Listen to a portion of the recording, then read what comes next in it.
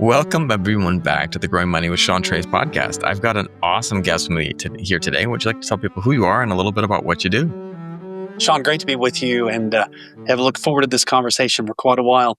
So, Right. Derrick Kinney, and a former financial advisor for 25 years. And I built a large financial planning business, but I felt this need to help solve a bigger problem. And that was I saw so many people all around the world who made a good income, but they felt like they were living paycheck to paycheck. And I wanted to put together a system, a structure to help them solve that and finally help them achieve their financial goals. So that's what I'm all about right now is how do we help people go from middle class to millionaire and truly achieve the financial dreams they've always wanted. I love that. That's awesome because you get a lot of people that I was talking to someone recently who was a person who was making good money.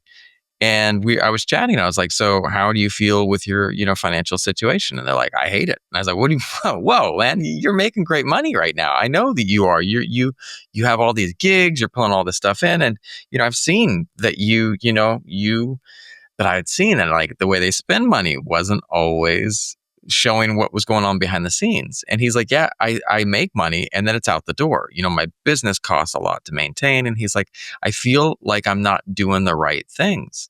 And I was like, that's a great thing. And he started trying to figure out what he was doing wrong, and he couldn't figure it out. And so I'm excited to hear this because this is exactly what I've been talking about with someone. Like, first of all, how did you get onto this path before we dive into like what your whole strategy is? How did you get onto this path in the first place?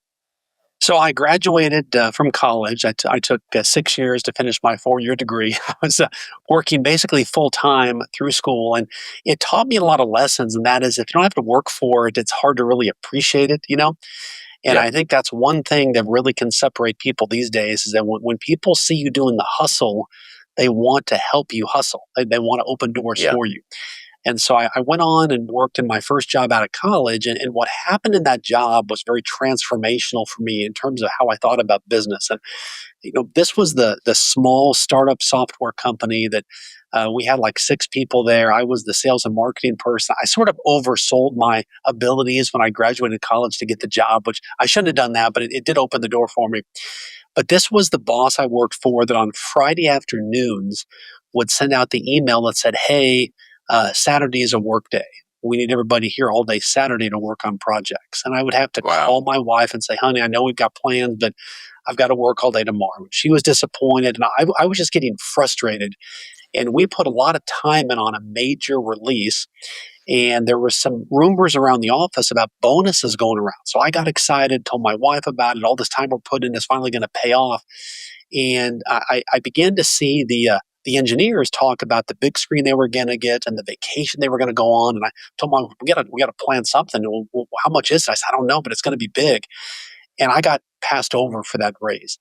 I got passed Wow. over for the bonus, as did the customer service person. So the marketing person and the customer service person and everybody else got rewarded pretty well. And it was in that moment, Sean, I had this epiphany. And I had this picture in my mind that said, "Okay, Derrick, I've got two paths to choose from. One, I can stay on the path I'm on right now, which is basically telling someone to give me my value. They will tell me once a year that I'm worth 4% and I get that raise and I hope I get to keep my job. And that's the path. Or I could take all the chips and put it on Derrick and give the wheel a spin and start something of my own." And I was 27 at the time and realized, you know what? I'm better off to put the chips on Derrick. And so I went back at night and began to get my licenses to become a financial advisor while working full time and eventually made that break. But people told me, "Derrick, you don't have enough money. You're not well connected. You don't have the ability or the knowledge to do this." And I just had to fight those negative voices and say, "No, if it is to be, it is up to me, and I'm going to make this happen." So that's really the impetus of betting on myself, kind of burning my ships, putting myself in the corner and saying, "Okay, it's now or never. You've got to make this happen." I love that line. First of all, you just dropped that like it was nothing. If it's to be, it's up to me, man. That's a heck of a line. And one of the things that I think that a lot of people forget is that we have a lot more power than we think. Certainly there's a lot that's outside of our control. There's a lot of things that are just, you can't control everything. But at the end of the day, we do have a lot of control over what we're doing in our lives and what happens to us. And it's interesting because I love that. I had that concept that I first saw. I was reading, I think, Rich Dad Poor Dad, and he's like, you can either work for someone else, and you hope that they see your value, and you hope that after 40, 50 years, you're appreciated and not just hung out to dry, but you might not be, and we're seeing right now, one of the things that I was reading about right now is that there is a bunch of ageism. Like a bunch of people who are older are getting just like, oh, we're letting you go. And then these people are like, I'm trying to find new jobs, and there's nothing there because, and I'm not judging them. But they didn't go and necessarily put their money on themselves. They put their money into what seems stable, everyone thought that their companies were going to take care of them, and seemingly most of them are not now. Maybe a few of them are, but like it's so powerful to hear about. You talk about that. What were some of the steps that happened after that?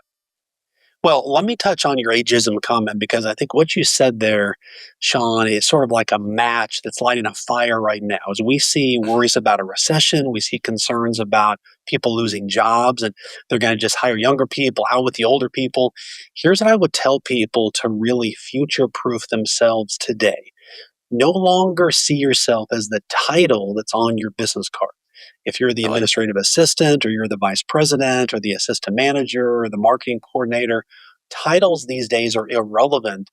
Ask yourself, what problem can I own in the company or the small business that I work with? Because people will pay for problem solvers, especially yeah, problem solvers who lead to them making a higher profit. So, those people who quickly, after listening to this conversation with Sean and I, who can rebrand themselves and say, I'm no longer my title, I'm a problem solver, and begin to use the words about here's in my current job, the current company I work with, how can I do three things? How can I help the company make money, help the company save money, and help the company be more productive? Because when you add value, you become more valued. And that's the game right now is when you can literally stand out because culture today, the media will tell you, look, if you just have a job, you're doing fine. If you just make that 4% raise, you're doing great. Now we want to throw that stuff out the window. Let's flip the script and right, say, you should be getting a 10 to 15% raise, not because you're banging on the boss's door, begging for the money because the price of eggs has gone up, for goodness sakes, but it's right, because of the value that you've articulated of how you help the company make money, save money, be more productive. Because when you help the company make more money, you then become well received because they want to keep you because you're an asset, not just somebody that gets a paycheck every 2 weeks. yeah, right. And that's the thing too, is like you have to think about like what is it that you bring, because I think a lot of people don't necessarily think about that. They think about what they do. They think about, like, oh, this is my role here. This is what I do.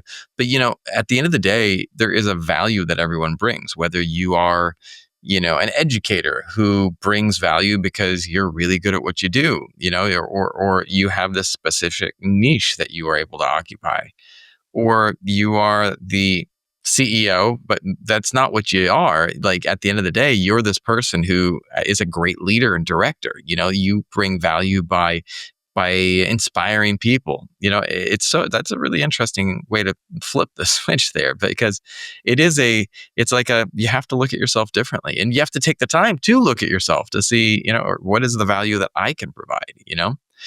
Well, it's interesting. So we have a 5 step, we call it the Millionaire Money Map. Okay. So the first step to go from middle class to millionaire is setting basically three personal and financial goals. That way you know exactly where you're going. If you were going to go on a family trip, how disappointed would your family be to suddenly wake up the morning of the vacation and you say to them, well, we didn't really plan anything. We're just going to kind of figure it out as we go. Well, suddenly the excitement goes, wah, wah, wah. But if you can give a vision of here's where we're going, here's the steps to take, and so many people actually plan more for their family vacation than they do for their entire lifetime of retirement. And so that's a Yeah. shame right there. But what I would tell people is, and this is going to sound controversial and might even cause people to cancel me for goodness sakes, You are paid what you're worth right now. Whatever you're Mm, getting paid right now is exactly what you're worth right now. Well, some people listening may say, well, Derek, how can you say that? I'm worth more. The fact that you are willingly cashing that paycheck every Friday, every 2 weeks, every month is telling your employer, you know what, you're right. That's what I'm worth. wow. Unless you change that. Now, you might be a teacher listening right now that we know is one of the most noble occupations, and you're getting paid $75,000 a year. And you know, I'm worth $100,000 a year. Well, you are not going to get a raise unless every other teacher in your district gets a raise. That's just how it works. You might be the greatest teacher ever, but Yeah. you're not going to get a raise unless everybody else does. It's just how it works. Same with if you're a cop, a firefighter, a pilot, a nurse, you work on the shop floor at the automobile manufacturing facility. You could be the star, but unless everybody else gets the raise, you're not getting one. So you've got that decision to make. How can I then take ownership and agency and remove the lid from my income and convert that to a sunroof? We want to go from lids to sunroofs. No longer lids.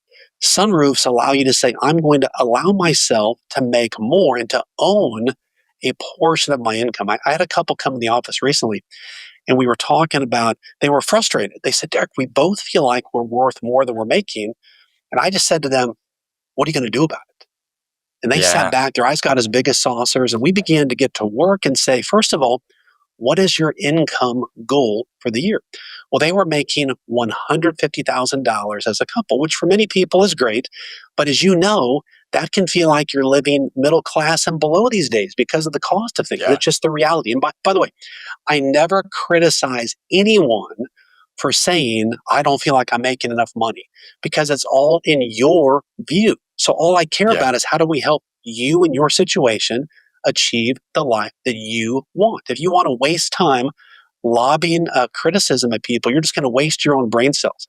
Let's not do that. Let's spend your brain cells on how can you make more money to improve your life. So they 100%. wanted to make $200,000 a year. And so we talked about number one, could they get a raise in their current job? One of them couldn't, one of them could. And I said, okay, let's come up with a game plan of in your job where you could get a raise.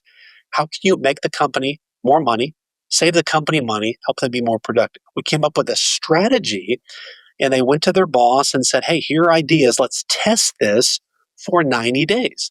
That way you're taking the risk, you're demonstrating these ideas make the company more money. He got a 20% raise That's because he was awesome. strategic and it actually helped the company make money. It's like a profit sharing plan. If you could help the company make 100% more money doing something, sure, they're going to give you 15, 20% of that if you negotiate it ahead of time, which sounds crazy, but it's the new way of thinking.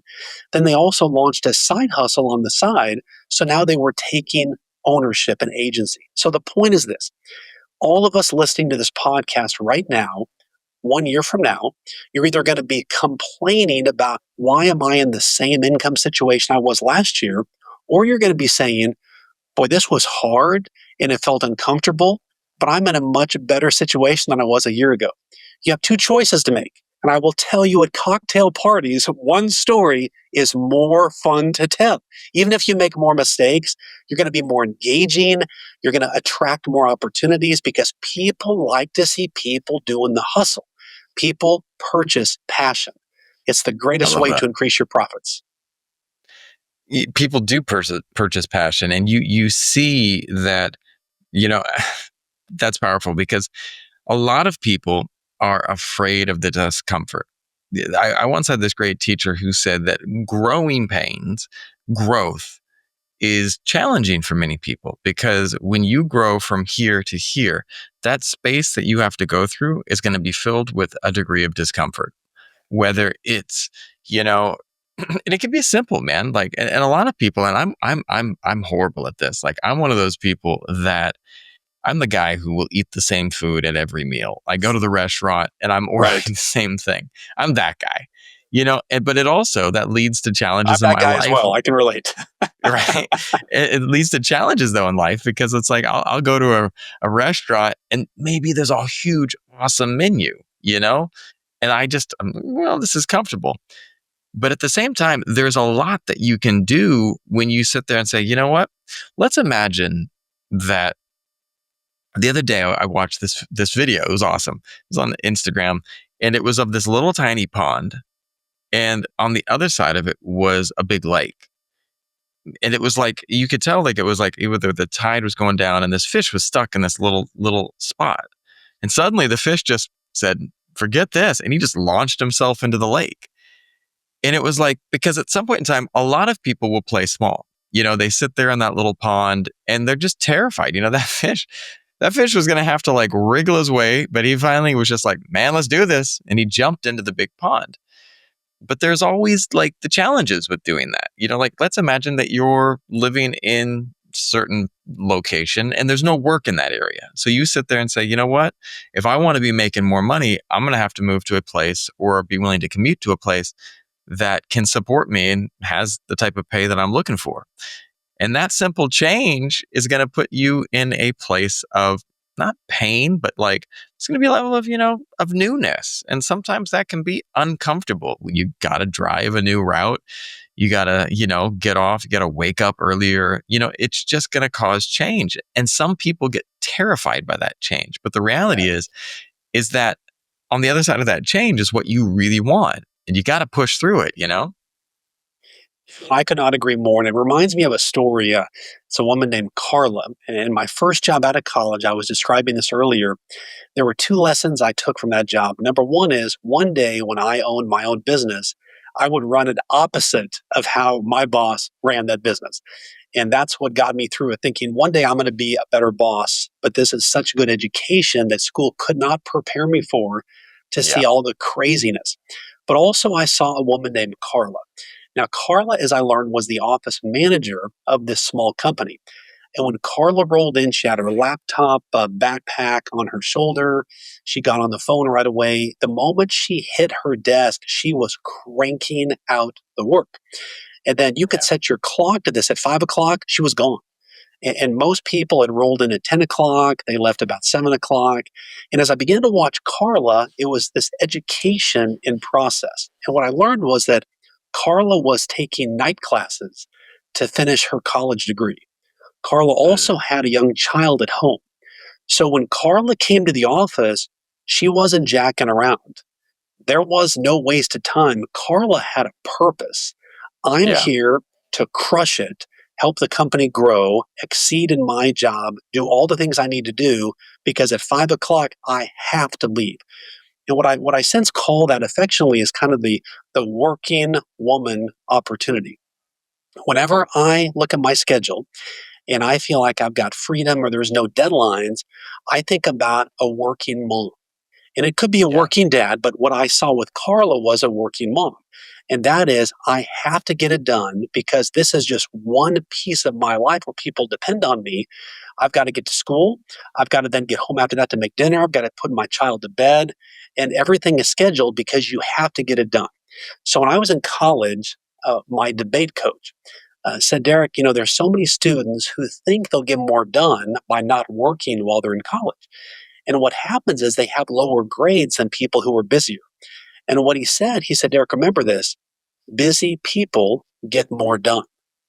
Busy Yeah. people get more done because if I only allow myself, I've got 15 minutes, for example, to write a script, which is actually true for a TV interview I have tomorrow afternoon, I will get 90% of it done in 15 minutes because I have to, because Yeah. it's the only 15 minutes I've got.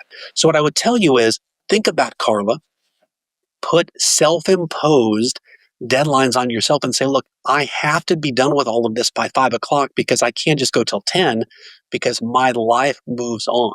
And when you work with a sense of urgency, you'll be shocked. And when you live in the 70% range, what I've learned is perfection is the enemy of action. When you're at 70%, you go. And then you figure out the rest of it along the way, testing, does this work? Refining to make it work better. And then you'll find, look, if I wait till it's perfect, in most cases, the opportunity has passed. But most Yeah. successful people are 70 percenters, and be proud of that. I love that. I love that actually, because one of the things that we had a video for my daughter's YouTube channel, Ilani's Little World. I've been building for a while, and it's a fun YouTube channel that I say it's my daughter's, but it's actually one that I do with her where we do educational content. And we sit there and we jump on the green screen and we act like we've gone to different locations around the world, and we do explorations and fun things. Well, when we were making some of those videos, we'll get something done. Yes, today we had a video that we did that was okay. It was 80%. You know what I mean? There was sitting there and I was working with my editor and I was like, for a second, I was tempted to go, let's make this better. But I was like, no, let's get it up and move on to our next video. And the next video, we make it better. The next How to video, we do make it. it better. Because if you sit there and you spin, yourself in circles, you will do that. You don't get anywhere. It's like, I love my wife today. I love my wife, but she did something today that I was just like, oh, come on, V, don't do that. She filmed a video that she was singing along to, but then she got done with it. She looked at it and she's like, I don't like my hair and makeup. I don't think it looks good enough. So my editor finished the video. We got it done. And she's like, we're not going to post it. And I was just like, and I get it. My wife has an image. She's a professional singer. But at the same time, she's the one that's going to be picking that thing apart. No one else is going to pick that apart. No one Right. else is going to be looking at it in that detail. They're going to be like, what a great song. And I've seen that in people where, right there, and I'm not judging, but she took up a couple hours of her time, a couple hours of these other people's time, and then we didn't get anything for it. And you can see, like, if that was this one day, one event, right, not a big deal. But what happens when you start having that mentality and it stretches out over a larger thing? You carry that into more areas of your life, and you get that what was it? The analysis paralysis that people will Yes. talk about. You just start thinking about it and then it locks you down. And I think that's one of the biggest dangers to getting things done is that analysis paralysis where you just, am I doing it right? Am I just Yeah. do it? I had really one last point and then I want to pass it back to you. I was teaching a podcasting class and my student said, how can I become a content creator?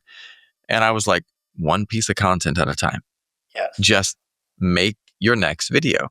Like, well, what about my long-term plan? I was like, who cares about your long-term plan? Make your next video. I mean, once you start making videos consecutively, then you can talk to me about a long-term plan. Because right now, you're not doing anything. You don't have a video up on your channel. Like when you're 25 videos in, then we can talk strategy. Then we can talk about what you've, done bad and done well, and we can fix it, But right now, just make something. Yeah. That is so good. It's interesting talking about your wife. I can so relate to that, and I think that's so relatable to so many of your listeners and viewers.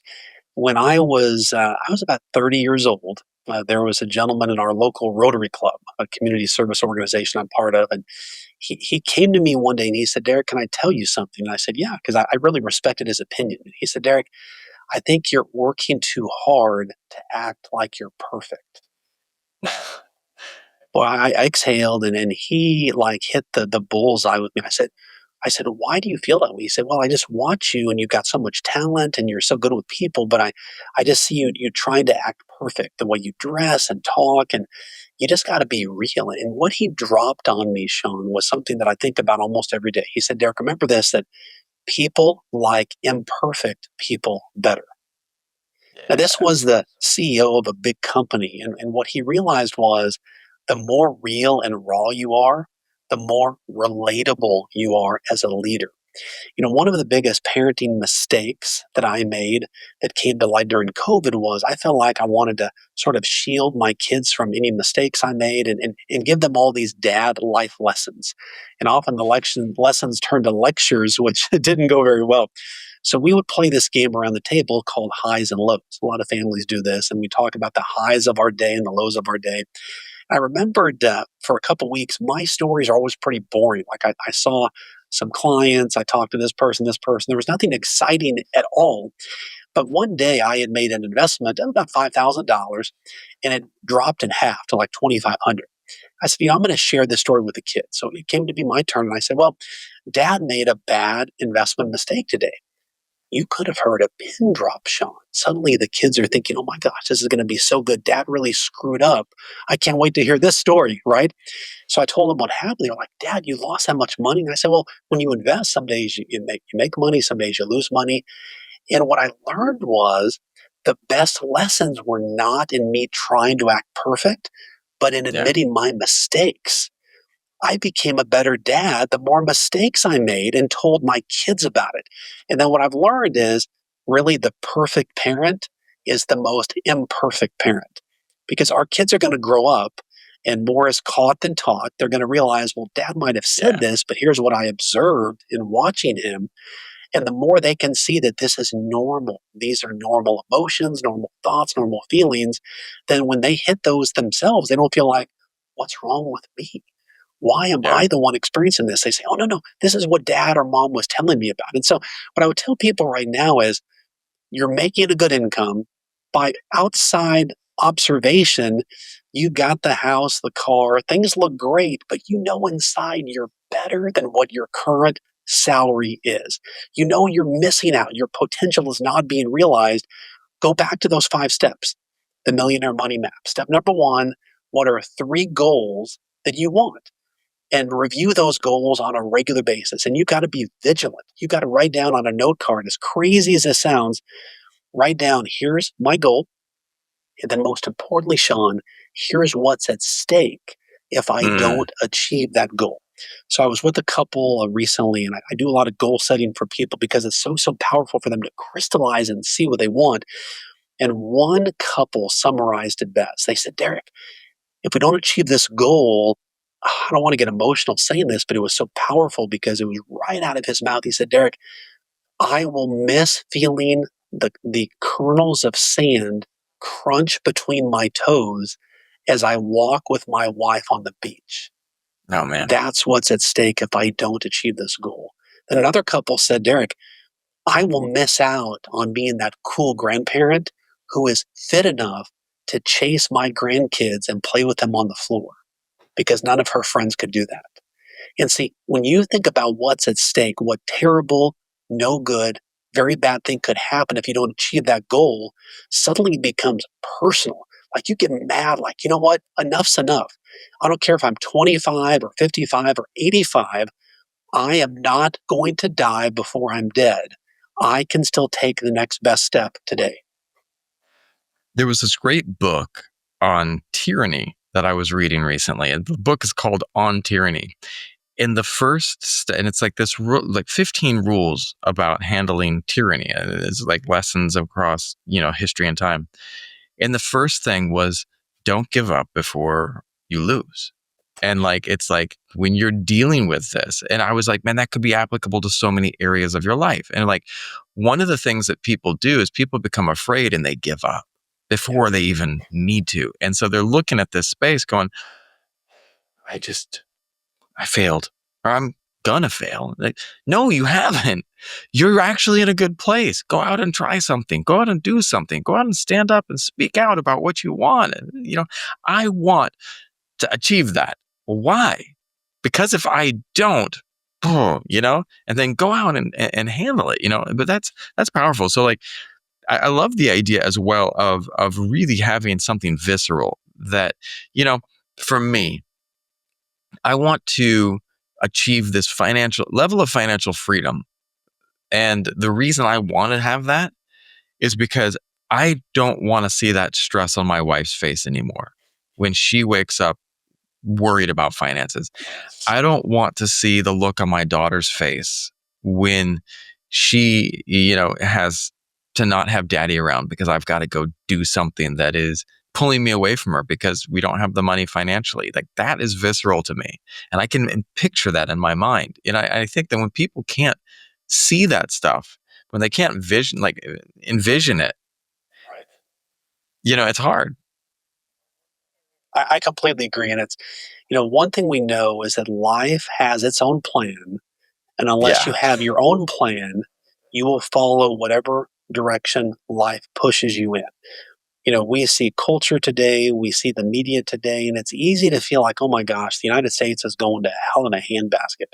Yeah. But then when you talk to someone who immigrates over here to the US today, they will tell you in their own words, oh my gosh, I fought and did whatever it took to get here because this is opportunity.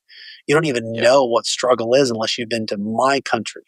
And so it's important to realize that every day, many people are complaining about being here, but many people are risking their entire lives and their families' lives to get here because of the opportunity.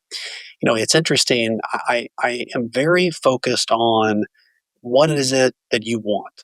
I've always been a Yeah. goal setter ever since I was a kid. And so as I would help my clients over 25 years go from middle class to millionaire, I was like, okay, why is the process that we're following with them so successful? Because there's so many other advisors. I wasn't the only advisor in town. We didn't always get the highest returns, but we got enough and they were very happy and their money grew very, very well. But it came down to what is it that you want? So when I was a kid, we had these books called Choose Your Own Adventure. Okay. I love those books, You man. love They those need to books? come back. They need to come back, right? Well, and I'm a big advocate of like your life is like a big choose your own adventure book. And so Yes. many people think that, well, other people are kind of telling me what my story is to live. And I want to tell people, look, when I was a kid, these books, one might be, if the marauders and the evil people are attacking the castle, what do the king and queen do? So at the end of the chapter, do the king and queen run out the back door? Do they fight? Do they whatever they're going to do? And you get to choose this whole Yeah. story. And it got me thinking it's important for us to think like kids again. When we were kids, we Yes. didn't care about the market. We didn't care about what the economy was doing. We just did what we were going to do. And I think right now it's a call. We have a calling right now to say, do what you want to do. All of us get one life. And I fashioned myself, Sean, as sort of an anti regret specialist. I love I that. don't like those scenes in the movie where the main character is typically on their deathbed lamenting, if only I had done this, if only I had. No, no, no, no. That's a reminder to me of that is not the life I want. What I want people saying is, man, if only I had, eaten more cheeseburgers because I had a lot of them, or dude, if we had only taken that motorcycle ride one more time because they did it so often. That's the key. I want your family to have a story to tell about you because of how you invested in them, how you brought the best out in them. And the best way, as someone told me, and this may cut and it has an edge to it, but if you want to have purpose in your life, the best way to help the poor is not to become poor yourself. We Yes. have a goal and a vision to make money. Go make a lot of money by adding value to people's lives and by making that money tie it to a purpose. I like to say tie your profits to a purpose and your cause to a cash and meaning to your money. Pick a cause that you care about. Mine is, for example, investing in young people and helping them better communicate and have adults open doors for them. And how do they build confidence so they become the Yeah. best version of themselves? People call teenagers screenagers these days because all they are is on their screens. And it's no fault of their own, is because nobody's given them the playbook of how to be Yeah. successful and how to communicate. And so when you go make a lot of money and say, I'm going to make a lot of money by serving so many people so I can help teens all around the country be better communicators and reach their full potential, it just makes you feel good. It is the antidote to burnout.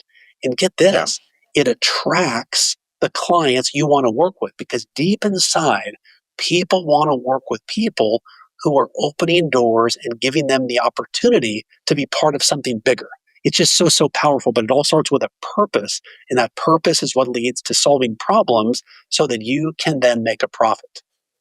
I love that. What's step two? You told me about step one is to have the vision. What's your second step in this journey?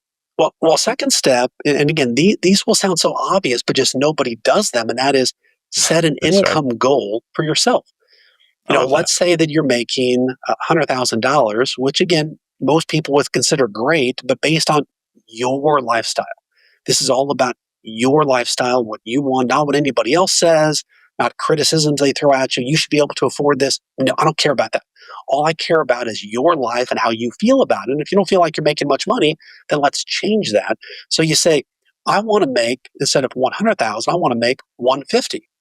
Well, we go back to, can you get that raise in your job? If not, then we've got to look at, do we get a different job? Do we get a side hustle? And so it becomes a math problem and no longer a complaining problem. Once I you love set that that. goal, now I know this is what I'm focused on. You'll be shocked because every day as you think about your goals, you've written down, I am going to make $150,000 this year. And by the end of this time, now you're focused on every decision you make. Does it get me closer to that goal? But in the absence of looking at that every day and reminding yourself, what am I doing? You're going to drift, and a year later wake up and wonder, how in the heck did I wake up here? So Yeah. that's the key there. And then the third is really crafting a wealth strategy and not just saying, okay, I'm going to be a millionaire if I save $200 a month to a Roth IRA. Yeah, that's going to take you like 195 years to get there. Okay, we don't have that Yeah. kind of time. Okay, so all the pundits that say just save this money and you're going to make your kid a millionaire, you'll be a millionaire. I like the advice, but it's not spot on. Your biggest opportunity is your income. We want to take away the lid, replace it with a sunroof, and allow yourself upward mobility to make more money. The fourth one is to tie a cause to your cash. So many Okay. people think that I just want a bulging bank account. And who doesn't? I don't fault them for that. But what they Right. find is they spend their lives wanting to get to millionaire status. I want to join the two comma club. And when I get there, I know I'm going to be happy. And what happens is they get there having sacrificed their family, their own hobbies, their own relationships, and they look around and it's a lonely place and Yeah. nobody's there to celebrate and they've lost everything and they feel meaningless, like they were sold a lie. And so what I find is then when you can tie a cause to your cash, have a purpose. For example, when business owners say, you know what, even though I'm feeling burned out right now, I'm going to pick a local cause in my community. So we're going to give a percentage of that to support this cause. And what it does, it just attracts people to want to work with them because busy people, successful people, you think can do their own work charitably, but they want to work with people who make it easy. I know if I work with Sean, I'm part of something bigger. And then step Yeah. number five, the most important part, going back to when you were a kid, when your mom or dad or grandparent might reward you for getting a good grade, or if you did something, they might give you a piece of candy. We want to go back to that. We want to incentivize ourselves based Yes. on the hard decisions that we make financially. So when you see yourself every quarter making goals of paying off a certain amount of debt or saving toward retirement or putting money toward your kids' college or investing in your own small business fund, I'm going to buy one course every quarter to build my ability to grow my income. That's important. Then have an accountability partner asking you about it. You'll supercharge your success. But one of the things I like to do is I'll pick 4 destinations a year. So let's say we've got another quarter coming up. If I want to go see Benson Boone in concert, or I want to go see Morgan Wallen in concert, that's my goal. I'm saying when I achieve this financial goal of either asking for more money, paying down debt, saving a certain amount, I'm going to go to this concert. So that's my incentive. And the goal there is not just to go to the concert because you're going to enjoy yourself, but when you're at that concert, there'll be a moment where you say, I am loving this moment. Doggone it. I worked hard to get here. And it's the double Yes. double. Now you're reveling in the fact that I just moved my personal financial life dramatically forward in the past 90 days. Now I'm enjoying this concert to celebrate it, but it's really not just seeing the artist, it's celebrating you, the new artist of your life, creating something Yeah. brand new. And that's so, so powerful. I love that. Well, and it's so powerful because like there's an anchor to it. It makes it real. And I love the also talking about a mission. I had this great experience the other day where I was just visualizing, just was sitting there and kind of meditating and thinking, and all of a sudden I kind of on my head I zip forward to like my in my mind to my the end of my life. And I sat there and I said, okay, now if I work back from that, you know, that is going to happen someday. Do I want to have spent all my time focusing on this thing over here, that's not really important, that's not really that meaningful to me? Or do I want to do this? Like when people ask me, why am I doing Ilani's Little World with my daughter? There's a couple reasons. One, I love it. I mean, I love making these fun, silly videos. I love talking to these scientists that we get to talk to on these videos. I love talking to these really cool people, and then we get to do something really creative together. That's awesome to me. I feel like I'm making the world a little bit of a better place. Also, I get to do this experience with my daughter, which is even better. The other thing too is that it's meaningful. It has this this this meaningful thing. And when I'm think about that meaning and the value I'm providing with that, it's like, you know what? There should be some monetization to that. That there should be some money that comes from that, because it's like it's okay to provide that value. And when I get to the last thing, it's like when we had fun and Ilani and I was doing this with my daughter. Once we finished a video, and she helped me with some of her new slides last night that she works and puts behind the video. And I was like, that's awesome. And here's how you're going to reward yourself. Your mom and I said no video games during the week, but we know you love that video game and you're going to get 30 minutes because you crushed it today. And she's like, 30 minutes? Like, That's you mean it's a awesome. Yeah, I school love it. night? It actually, yeah, because you worked hard, you studied hard, you did all of your checklist, you did a private tutoring on math, and you just saved me a lot of money from having to pay someone to make those slides for us. It's like it was awesome, and like I love that she's taking the ownership of it. But when I think about that for myself, I've got my to-do list every day that I'm trying to work on, and when I can get through that, man, it feels good. It feels really good to sit there and go, man, I crushed it today. And to see other people having that as well, it's powerful. Let me ask you this. If you could go back in time and give yourself some financial advice when you were younger, what advice would you give yourself? It's interesting. I always have been a goal setter, so that wasn't a problem there. But, we moved around 6 times before the sixth grade. And so I was born in Wow. Washington State. And then we moved. I live here in Arlington, Texas, right in between Dallas and Fort Worth. And we've been here since the sixth grade. And so when I got here, God gave me a very large nose. And so I was teased mercilessly as a kid. And that really held me back. Junior high was hard. The first part of high school was really, really hard. And what I would go back and change if I could, and I would do this for people today, is I would breathe more belief into people and emphasize that they themselves are the actual investment. That I can start a business, I can make money, but inside, if your own belief system is set to low, then you're not going to Yeah. make the high income and have the high level opportunities that you deserve. And what I would tell people is, look, you work with what you got. God made you who you are, and now you get to add all the different variables to that. You get to reach your full potential. So, letting people know that not everybody will agree with you, and not everyone will like you, and not everyone will support you. But what that doesn't mean is that they hate you. They often hate Yes. more of themselves, and their words are simply trying to affirm themselves more than even you. But oftentimes, with a lack of understanding, we take that on and absorb those words, and that becomes part of our own bone and DNA structure, and that holds us back. I'll tell you a quick story because it makes my point. There was a woman who I had met with in the office, and she was panicking about a letter she got in the mail that said she was going to go to jail. And I brought her into the office, and what happened was she had moved money from her savings to checking. She wrote a hot check, and she thought that they were going to haul her off to jail. So she tells me this story about when she was 7 years old. She's 55 right now, but when she was seven, she overhears this phone conversation that her dad received from a store owner. Her dad had gone to the store to buy school supplies and clothes for her and her sister, and her dad had bounced a check accidentally. And the owner said, look, I know you did this on purpose. I'm going to call the cops over there and have you hauled off to jail. So this girl grew up thinking that if you bounce a check or make any type of financial bad move, they're going to haul you to jail. And Wow. for 15 years, we had worked together. She was always risk averse. rarely ever Yeah. took my advice. And it cost her. I was giving her good financial advice and she was missing out, which really bothered me.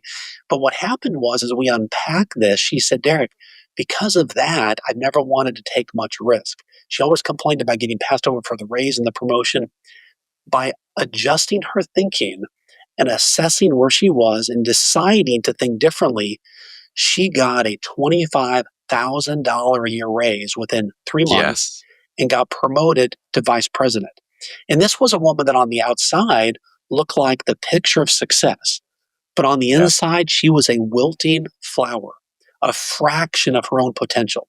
And what it taught me was how many people all around us every day could be people that we know very, very well that look the part, they look successful, but inside they know Yeah. that they're worth more. They know that something's missing. So that's what I would go back and tell myself is look, you might have had a really big nose, Derek, and you might have felt like you didn't come from the gene pool of the popular kids, but decide now what you want because once you leave high school, everything equalizes again. You're all back on the same page and you'll be shocked by what you do. And what I did, I ended up running for class president and won, and it was all because I was a nobody with the heart of a somebody. And I realized in this school of 1,000 students, almost all of us were nobodies with the heart of a somebody. We just wanted to feel important and valued. And so Yes. by campaigning all together, it wasn't me that won that day. All of us won that day. And even Yeah, at our man. class reunion we had recently, it was like 30-year class reunion. Several people, these are grown adults, super successful, said, Derek, do you remember that day that we won the campaign together? I was like, yes, I do. Because it was a moment that we all felt important. So the lesson is, even in your own insecurities, focus less on yourself and help other people feel valued and that they matter and they're heard. And that will open doors for you, not just relationally, but big time in business. I love that, man. Where can people find you and look you up to find more of your content? Yeah, a couple places. First of all, there's one tool that we have which can dramatically help people remove the lid and have a sunroof on their income. They can go to gettheraiseyouwant.com. Gettheraiseyouwant.com. There's a free downloadable there that walks people through proven. We're hearing stories on a regular basis that it's helping people make more money. But they can go and follow me on Instagram at Derrick T. Kinney, which is a great place. Also, just go to our website, which is derrickkinney.com. That's awesome, man. Well, definitely thank you for popping on today, brother. I appreciate that. It's powerful, and you've lived it, which is what you can see. It's authentic, it's real, and that's where it's at, man.